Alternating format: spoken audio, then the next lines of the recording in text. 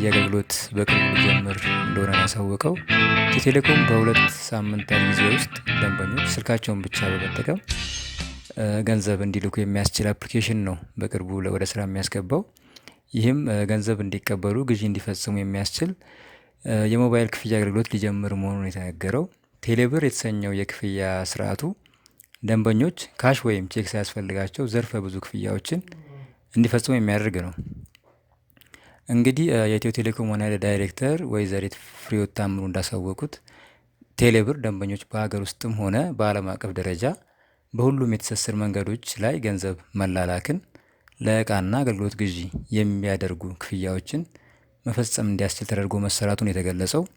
በዚሁም ደንበኞች ለምሳሌ የትምህርት ቤት ክፍያ፣ የውሃና ኤሌክትሪክ እንዲሁም ሌሎች መሰል ክፍያዎችን በስልካቸው እንዲፈጽሙ ያስችላቸዋል ነው የተባለው።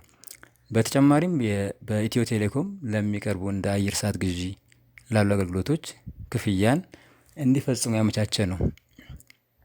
በሌላ መልኩ አገልግሎቱ የኩባንያው ደንበኞች ከሀገር ውጭ ካለው ዲያስፖራ ገንዘብ እንዲቀበሉ፣ ገንዘባቸውን እንዲቆጥቡ እንዲሁም ብድር እንዲያገኙና የባንክ አካውንታቸውን ከቴሌ ብር ጋር እንዲያስተሳስሩ የሚፈቅድ እንደሚሆን የተገለጸው።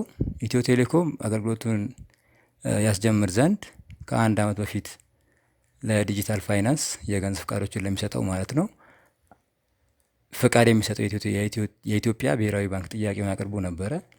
ባንኩም ለአገልግሎቱ አረንጓዴ መብራት ከሰጠ በኋላ ነው ኩባንያው እንቅስቃሴውን እንደጀመረ እየተገለጸ ያለው። ደንበኞች በቴሌ ብር ለመመዝገብ የኢትዮ ቴሌኮም ሲም ካርድ ያለበት ተንቀሳቃሽ ስልካቸውን እና ማንነታቸውን የሚገልጽ መታወቂያ ይዘው ወደ ቴሌ ብር ወኪሎች አሊያም የኢትዮ ቴሌኮም ሽያጭ ማዕከላት በማምራት መመዝገብ እንደሚችሉ የተገለጸው። ይሄ እንግዲህ ለሀገራችን የዲጂታል ፋይናንስ ጥሩ እንደሚሆን ግልጽ ነው። ምናልባት ብዙዎቻችን ከሀገር ውስጥ ሆነን ከውጭ እቃዎች ለመግዛት ብዙ ተቸግረን ሊሆን ይችላል። ይህም እንግዲህ አንዱ በቀላሉ እቃዎችን መግዛት የሚያስችል ዘዴ ይሆናል ብለን እናስባለን። እንግዲህ የኢትዮ ቴሌኮም ጥሩ ነገር ይዞ መጥቷል። በቅርቡ ወደ ስራ እንደሚገባ ተስፋ እናደርጋለን። ሁላችንም በዚህ ነገር ጠቃሚ እንድንሆን ጥሪዬን አቀርባለሁ። አመሰግናለሁ።